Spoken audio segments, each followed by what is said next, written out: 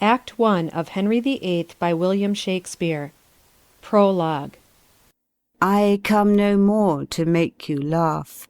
Things now that bear a weighty and a serious brow, sad, high, and working, full of state and woe, such noble scenes as draw the eye to flow, we now present.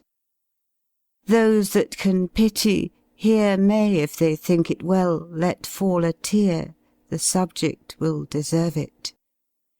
Such as give their money out of hope they may believe, may here find truth too. Those that come to see only a show or two, and so agree the play may pass, if they be still and willing, I'll undertake may see away their shilling richly in 2 short hours. Only they that come to hear a merry, bawdy play, a noise of targets, or to see a fellow in a long motley coat guarded with yellow, will be deceived. For gentle hearers know, to rank our chosen truth with such a show as fool and fight is, beside forfeiting our own brains and the opinion that we bring, to make that only true we now intend, will leave us never an understanding friend. Therefore, for goodness' sake, and as you are known the first and happiest hearers of the town, be sad as we would make ye. Think ye see the very persons of our noble story as they were living. Think you see them great, and followed with the general throng and sweat of 1,000 friends. Then, in a moment, see how soon this mightiness meets misery. And if you can be merry then, I'll say, a man may weep upon his wedding day. Act 1, Scene 1. London, an antechamber in the palace. Enter Norfolk at one door, at the other Buckingham and Abergavenny. Good morrow, and well met. How have ye done since we last saw in France? I thank your grace, healthful, and ever since a fresh admirer of what I saw there. An untimely ague stayed me a prisoner in my chamber when those sons of glory, those 2 lights of men, met in the vale of Andren. 'Twixt Gines and Ard I was then present, saw them salute on horseback, beheld them when they lighted, how they clung in their embracement as they grew together, which had they what 4-throned ones could have weighed, such a compounded one? All the whole time I was my chamber's prisoner. Then you lost the view of earthly glory. Men might say, till this time pomp was single, but now married, to one above itself. Each following day became the next day's master, till the last made former wonders its.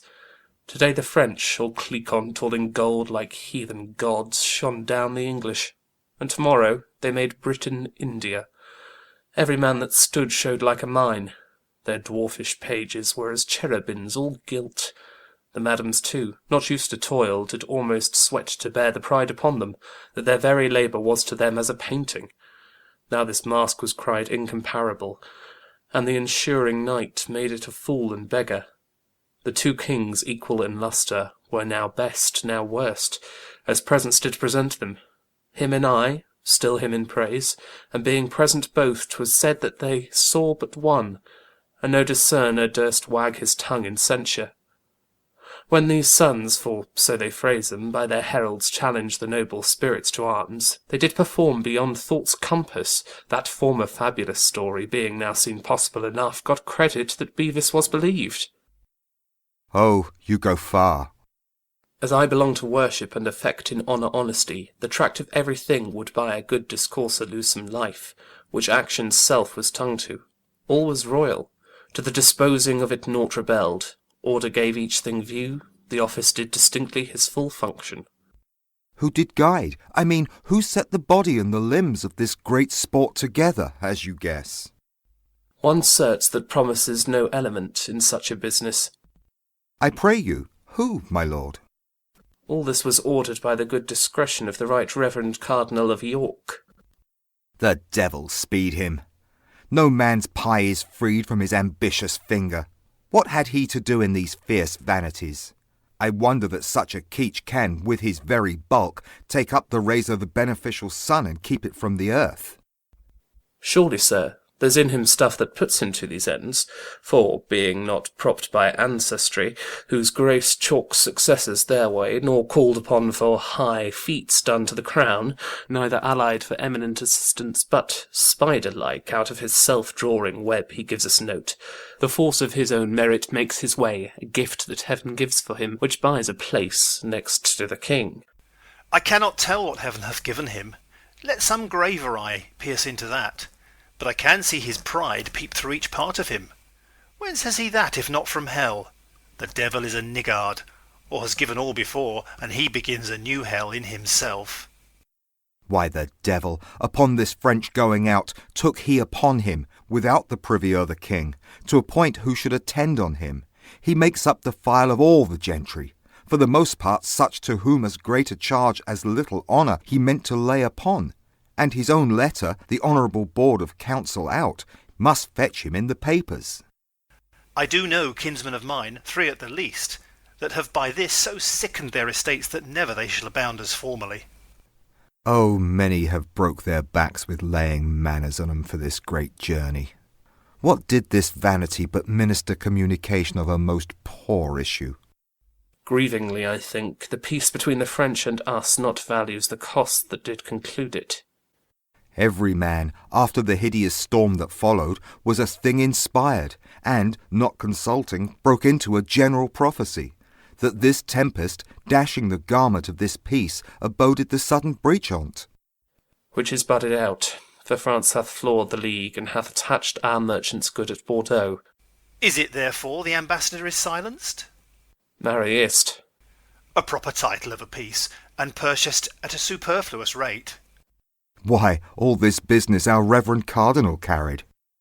Like it, your grace, the state takes notice of the private difference betwixt you and the cardinal. I advise you, and take it from a heart that wishes towards you honour and plenteous safety, that you read the cardinal's malice and his potency together, to consider further that what his hatred would effect wants not a minister in his power. You know his nature, that he's revengeful, and I know his sword hath a sharp edge. It's long, and, may be said, it reaches far, and well 'twill not extend thither he darts it. Bosom up thy counsel, you'll find it wholesome. Lo, where comes that rock that I advise your shunning? Enter Cardinal Wolsey, the purse borne before him, certain of the guard, and 2 secretaries with papers. Cardinal Wolsey in his passage fixeth his eye on Buckingham, and Buckingham on him, both full of disdain. The Duke of Buckingham's surveyor, huh? Where's his examination? Here, so please you. Is he in person ready? Ay, please your grace. Well, we shall then know more, and Buckingham shall lessen this big look. Exeunt Cardinal Wolsey and his train. This butcher's cur is venom-mouthed, and I have not the power to muzzle him. Therefore best not wake him in his slumber. A beggar's book outworths a noble's blood. What, are you chafed? Ask God for temperance. That's the appliance only which your disease requires. I readings look matter against me, and his eye reviled me as his abject object. At this instant he bores me with some trick. He's gone to the king. I'll follow and outstare him. Stay, my lord, and let your reason with your choler question what 'tis you go about. To climb steep hills requires slow pace at first. Anger is like a full-hot horse, who being allowed his way, self-mettle tires him. Not a man in England can advise me like you. Be to yourself as you would to your friend. I'll to the king, and from a mouth of honour quite cry down this Ipswich fellow's insolence, or proclaim there's difference in no persons. Be advised. Heat not a furnace for your foe so hot that it do singe yourself. We may outrun by violent swiftness that which we run at, and lose by overrunning. Know you not the fire that mounts the liquor till run o'er, in seeming to augment it wastes it? Be advised. I say again, there is no English soul more stronger to direct you than yourself, if with the sap of reason you would quench or but allay the fire of passion. Sir, I am thankful to you, and I'll go along by your prescription, but this top-proud fellow, whom from the flow of gall I name not but from sincere motions, by intelligence, and proofs as clear as founts in July when we see each grain of gravel, I do know to be corrupt and treasonous. Say not treasonous. To the king I'll say't, and make my vouchers strong as shore of rock. Attend this holy fox, or wolf, or both, for he is equal ravenous as he is subtle, and as prone to mischief as able to perform't.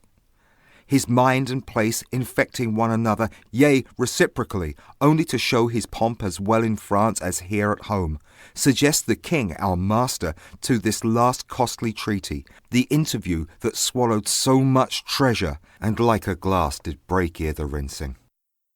Faith, and so it did. Pray, give me favour, sir.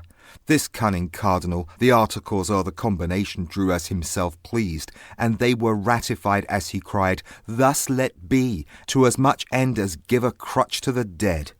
But our Count Cardinal has done this, and 'tis well, for worthy Wolsey, who cannot err, he did it.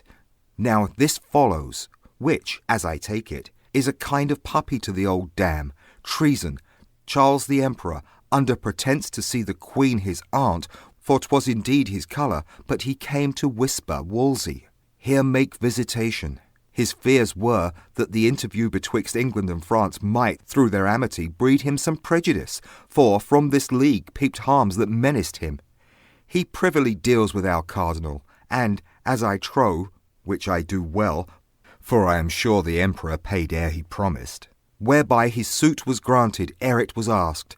But when the way was made and paved with gold, the Emperor thus desired that he would please to alter the king's course and break the foresaid peace. Let the king know, as soon as he shall by me, that thus the cardinal does buy and sell his honour as he pleases, and for his own advantage. I am sorry to hear this of him, and could wish he were something mistaken in't. No, not a syllable. I do pronounce him in that very shape he shall appear in proof. Enter Brandon, a sergeant-at-arms before him, and 2 or 3 of the guard. Your office, sergeant. Execute it. Sir, my lord the Duke of Buckingham and Earl of Hereford, Stafford, and Northampton, I arrest thee of high treason, in the name of our most sovereign king. Lo, you, my lord! The net hath fallen upon me. I shall perish under device and practice. I am sorry to see you ta'en from liberty, to look on the business present. 'Tis his highness' pleasure you shall to the Tower. It will help me nothing to plead mine innocence, for that dye is on me which makes my whitest part black. The will of heaven be done in this and all things. I obey, O my lord Abergavenny, fare you well. Nay, he must bear you company. To Abergavenny, The king is pleased you shall to the Tower, till you know how he determines further. As the Duke said, the will of heaven be done, and the king's pleasure by me obeyed. Here is a warrant from the king to attach Lord Montacute, and the bodies of the Duke's confessor, John de la Carre, one Gilbert Peck, his chancellor. So, these are the limbs of the plot. No more, I hope. A monk of the Chartres. Oh, Nicholas Hopkins? He. My surveyor is false. The o'er-great cardinal hath showed him gold. My life is spanned already. I am the shadow of poor Buckingham, whose figure even this instant cloud puts on, by darkening my clear sun. My lord, farewell. Exeunt. Scene 2. The same, the council chamber. Cornets. Enter King Henry VIII, leaning on Cardinal Wolsey's shoulder, the nobles and Lavelle. Cardinal Wolsey places himself under King Henry VIII's feet on his right side. My life itself, and the best heart of it, thanks you for this great care. I stood in the level of a full-charged confederacy, and give thanks to you that choked it. Let be called before us that gentleman of Buckingham's. In person I'll hear him his confessions justify, and point by point the treasons of his master he shall again relate. A noise within, crying, Room for the Queen. Enter Queen Catherine, ushered by Norfolk and Suffolk. She kneels. King Henry VIII riseth from his state, takes her up, kisses and placeth her by him. Nay, we must longer kneel. I am a suitor. Arise, and take place by us. Half your suit never name to us. You have half our power. The other moiety, ere you ask, is given. Repeat your will and take it. Thank your Majesty. That you would love yourself, and in that love not unconsidered leave your honour, nor the dignity of your office, is the point of my petition. Lady mine, proceed. I am solicited, not by a few, and those of true condition, that your subjects are in great grievance. There have been commissions sent down among 'em, which hath flawed the heart of all their loyalties, wherein, although, my good Lord Cardinal, they vent reproaches most bitterly on you, as putter on of these exactions, yet the King, our master, whose honour heaven shield from soil, even he escapes not language unmannerly, yea, such which breaks the sides of loyalty, and almost appears in loud rebellion. Not almost appears, it doth appear. For upon these taxations the clothiers all, not able to maintain the many to them longing, have put off the spinsters, carders, fullers, weavers, who, unfit for other life, compelled by hunger and lack of other means, in desperate manner, daring the event to the teeth, are all in uproar, and danger serves among them. Taxation! Wherein? And what taxation? My Lord Cardinal, you that are blamed for it alike with us, know you of this taxation? Please you, sir, I know but of a single part in aught pertains to the state, and front but in that file where others tell steps with me. No, my lord, you know no more than others, but you frame things that are known alike, which are not wholesome to those which would not know them, and yet must perforce be their acquaintance. These exactions, whereof my sovereign would have note, they are most pestilent to the bearing, and to bear 'em the back is sacrifice to the load. They say they are devised by you, or else you suffer too hard an exclamation. Still exaction, the nature of it, in what kind, let's know, is this exaction? I am much too venturous in tempting of your patience, but am boldened under your promised pardon. The subject's grief comes through commissions, which compel from each the 6th part of his substance to be levied without delay. And the pretence for this is named your wars in France. This makes bold mouths, tongues spit their duties out, and cold hearts freeze allegiance in them. Their curses now live where their prayers did, and it's come to pass this tractable obedience is a slave to each insensate will. I would your highness would give it quick consideration, for there is no primer business. By my life, this is against our pleasure. And for me, I have no further gone in this than by a single voice, and that not past me, but by learned approbation of the judges. If I am traduced by ignorant tongues, which neither know my faculties nor person, yet will be the chronicles of my doing, let me say 'tis but the fate of place, and the rough break that virtue must go through. We must not stint our necessary actions in the fear to cope malicious censurers, which ever, as ravenous fishes do a vessel follow that is new trimmed, but benefit no further than vainly longing. What we oft do best, by sick interpreters, once weak ones, is not ours or not allowed. What worst, as oft, hitting a grosser quality, is cried up for our best act. If we shall stand still, in fear our motion will be mocked or carped at, we should take root here where we sit, or sit state statues only. Things well done, and with a care, exempt themselves from fear. Things done without example, in their issue are to be feared. Have you a precedent of this commission? I believe not any. We must not rend our subjects from our laws and stick them in our will. 6th part of each. A trembling contribution, why we take from every tree lop, bark, and part of the timber, and though we leave it with a root, thus hacked, the air will drink the sap. To every county where this is questioned, send our letters, with free pardon to each man that hath denied the force of this commission. Pray, look to it. I put it to your care. A word with you. To the Secretary. Let there be letters writ to every shire of the King's grace and pardon. The grieved commons hardly conceive of me. Let it be noised that through our intercession this revokement and pardon comes. I shall anon advise you further in the proceeding. Exit Secretary. Enter Surveyor. I am sorry that the Duke of Buckingham is run in your displeasure. It grieves many. The gentleman is learned, and a most rare speaker. To nature none more bound, his training such that he may furnish and instruct great teachers, and never seek aid out of himself. Yet see, when these so noble benefits shall prove not well disposed, the mind growing once corrupt, they turn to vicious forms, 10 times more ugly than ever they were fair. This man so complete, who is enrolled amongst wonders, and when we, almost with ravished listening, could not find his hour of speech a minute, he, my lady, hath into monstrous habits put the graces that once were his, and is become as black as if besmeared in hell. Sit by us. You shall hear.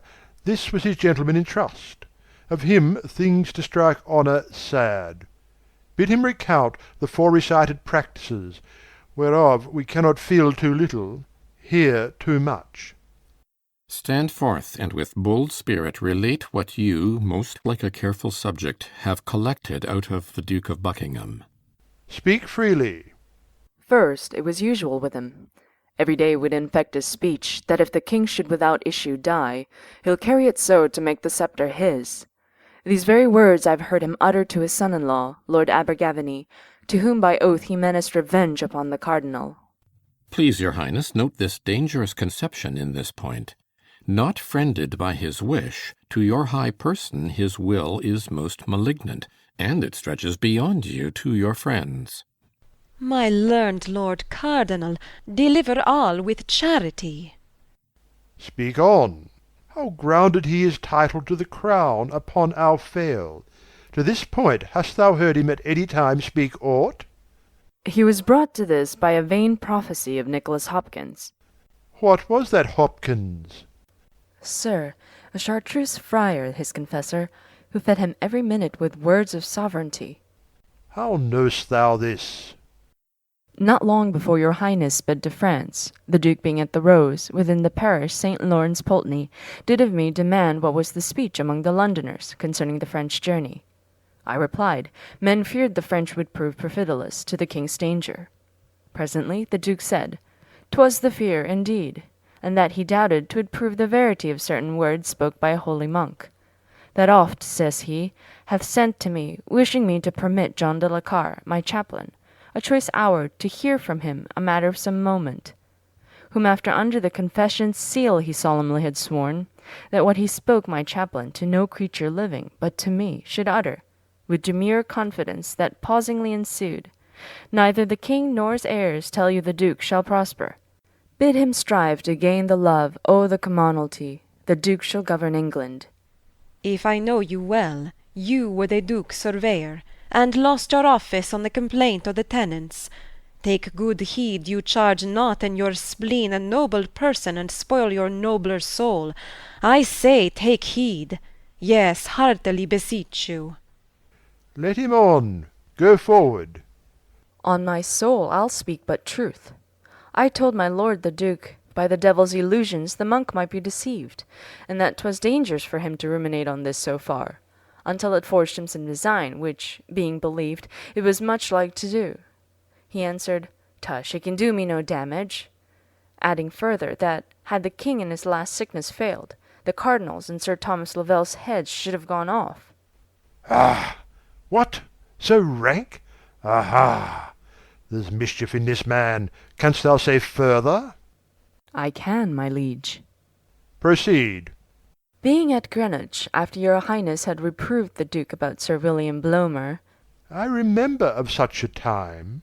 Being my sworn servant, the Duke retained him his. But on, what hence? If, quoth he, I for this had been committed, as to the Tower I thought, I would have played the part my father meant to act upon, the usurper Richard, who, being at Salisbury, made suit to come in's presence, which if granted, as he made semblance of his duty, would have put his knife to him. A giant traitor! Now, madam, may his Highness live in freedom, and this man out of prison? God mend all. There's something more would out of thee. What say'st? After the Duke his father, with the knife, he stretched him, and with one hand on his dagger, another spread on's breast, mounting his eyes, he did discharge a horrible oath, whose tenor was, where he evil used, he would outgo his father by as much as a performance, does an irresolute purpose. There's his period to sheath his knife in us. He is attached. Call him to present trial. If he may find mercy in the law, 'tis his. If none, let him not seek it of us. By day and night he's traitor to the height. Exeunt. Scene 3. An antechamber in the palace. Enter Chamberlain and Sands. Is it possible the spells of friends should juggle men into such strange mysteries? New customs, though they be never so ridiculous, nay, let 'em be unmanly, yet are followed. As far as I see, all the good our English have got by the late voyage is but merely a fit or two of the face. But they are shrewd ones, for when they hold 'em you would swear directly their very noses had been counsellors to Pepin or Clotharius. They keep state so. They have all new legs, and lame ones, one would take it, that never saw 'em pace before, the Spavin or Springholt reigned among 'em. Death. My lord, their clothes are after such a pagan cut, too, that sure they've worn out Christendom. Enter Lavelle. How now? What news, Sir Thomas Lovell? Faith, my lord, I hear of none but the new proclamation that's clapped upon the court gate. What is it for? The reformation of our travelled gallants that fill the court with quarrels, talk, and tailors. I'm glad 'tis there. Now I would pray our messieurs to think an English courtier may be wise, and never see the Louvre. They must either, for so run the conditions, leave those remnants of fool and feather that they've got in France, with all their honourable point of ignorance pertaining thereunto, as fights and fireworks, abusing better men than they can be, out of a foreign wisdom, renouncing clean the faith they have in tennis and tall stockings, short-blistered breeches and those types of travel, and understand again like honest men, or pack to their old playfellows. There, I take it they may, cum privilegio, wear away the lag end of their lewdness, and be laughed at. 'Tis time to give 'em physic, their diseases are grown so catching.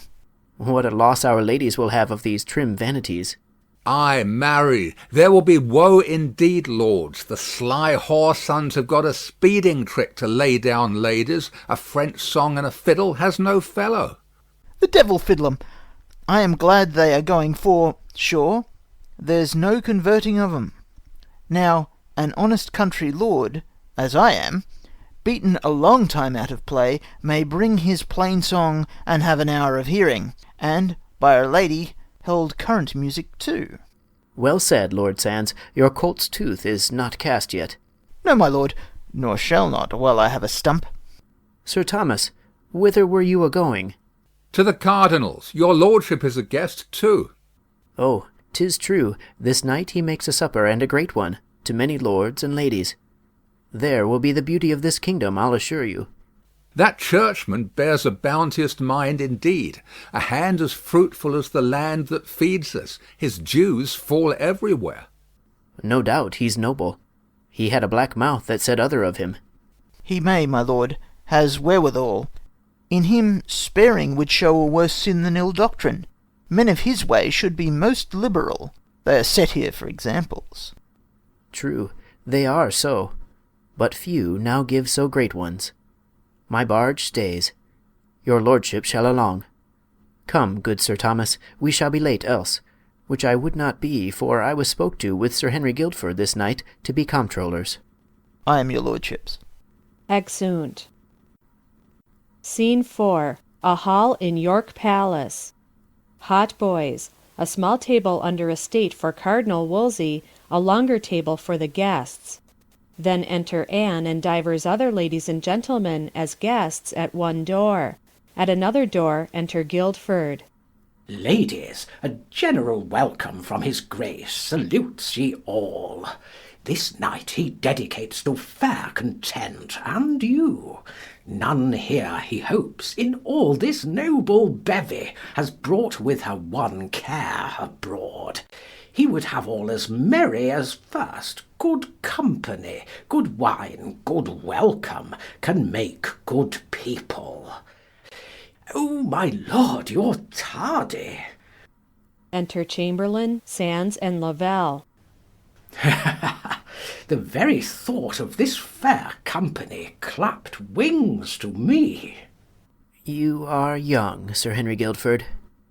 Sir Thomas Lovell, had the cardinal but half my lay thoughts in him, some of these should find a running banquet ere they rested, I think would better please 'em.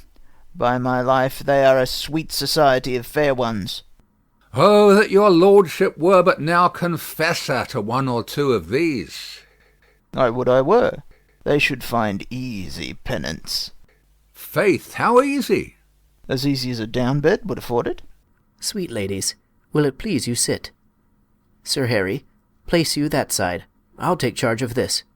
His grace is entering. Nay, you must not freeze. 2 women placed together makes cold weather. My Lord Sands, you are one will keep 'em waking. Pray, sit between these ladies. By my faith, and thank your lordship, by your leave, sweet ladies, if I chance to talk a little wild, forgive me. I had it from my father. Was he mad, sir? Oh, very mad, exceeding mad. In love, too. But he would bite none, just as I do now. He would kiss you 20 with a breath. Kisses her. Well said, my lord. So, now you're fairly seated. Gentlemen, the penance lies on you if these fair ladies pass away frowning. For my little cure, let me alone. Hot boys. Enter Cardinal Wolsey and takes his state. You're welcome, my fair guests. That noble lady or gentleman that is not freely merry is not my friend. This to confirm my welcome, and to you all good health. Drinks. Your grace is noble. Let me have such a bowl may hold my thanks, and save me so much talking. My Lord Sands, I am beholding to you. Cheer your neighbours. Ladies, you are not merry. Gentlemen, whose fault is this? The red wine first must rise in their fair cheeks, my lord. Then we shall have 'em talk us to silence. You are a merry gamester, my Lord Sands. Yes, if I make my play. Here's to your ladyship, and pledge it, madam, for 'tis such a thing. You cannot show me. I told your grace they would talk anon. Drum and trumpet. Chambers discharged. What's that? Look out there, some of ye. Exit servant. What warlike voice, and to what end is this? Nay, ladies, fear not. By all the laws of war, you're privileged. Re-enter servant. How now? What is it? A noble troop of strangers, for so they seem. They've left the barge and landed, and hither make, as great ambassadors from foreign princes. Good Lord Chamberlain, go, give him welcome. You can speak the French tongue. And pray receive him nobly, and conduct him into our presence, where this heaven of beauty shall shine at full upon them. Some attend him. Exit Chamberlain attended. All rise, and tables removed. You have now a broken banquet, but we'll mend it. A good digestion to you all. And once more I shower a welcome on ye. Welcome all. Hot boys. Enter King Henry VIII and others as maskers, habited like shepherds, ushered by the chamberlain. They pass directly before Cardinal Wolsey and gracefully salute him. A noble company. What are their pleasures? Because they speak no English, thus they prayed to tell your grace that, having heard by fame of this so noble and so fair assembly, this night to meet here, They could do no less out of the great respect they bear to beauty, but leave their flocks, and, under your fair conduct, crave leave to view these ladies and entreat an hour of revels with them. Say, Lord Chamberlain, they have done my poor house grace, for which I pay 'em 1,000 thanks, and pray 'em take their pleasures. They choose ladies for the dance. King Henry VIII chooses Anne. The fairest hand I ever touched. O beauty, till thou I never knew thee. Music, dance. My lord. Your grace? Pray tell 'em thus much from me. There should be one amongst 'em by his person more worthy this place than myself, to whom, if I but knew him, with my love and duty I would surrender it. I will, my lord. Whispers the maskers. What say they? Such a one they all confess there is indeed, which they would have your grace find out, and he will take it. Let me see then. By all your good leaves, gentlemen, here I'll make my royal choice. Ye have found him, Cardinal? Unmasking. You hold a fair assembly. You do well, Lord. You are a churchman, or, I'll tell you, Cardinal, I should judge now unhappily. I am glad your grace is grown so pleasant. My Lord Chamberlain, prithee, come hither. What fair lady's that? An it please your grace, Sir Thomas Bullen's daughter. The Viscount Richford. One of her Highness's women. By heaven, she is a dainty one. Sweetheart, I were unmanly to take you out, and not to kiss you. A health, gentlemen, let it go round. Sir Thomas Lovell, is the banquet ready i' the privy chamber? Yes, my lord. Your grace, I fear, with dancing is a little heated. I fear too much. There's fresher air, my lord, in the next chamber. Lead in your ladies, every one. Sweet partner, I must not yet forsake you. Let's be merry. Good my Lord Cardinal, I have 6 healths to drink to these fair ladies, and a measure to lead 'em once again, and then let's dream who's best in favour. Let the music knock it. Exeunt with trumpets. End of Act 1.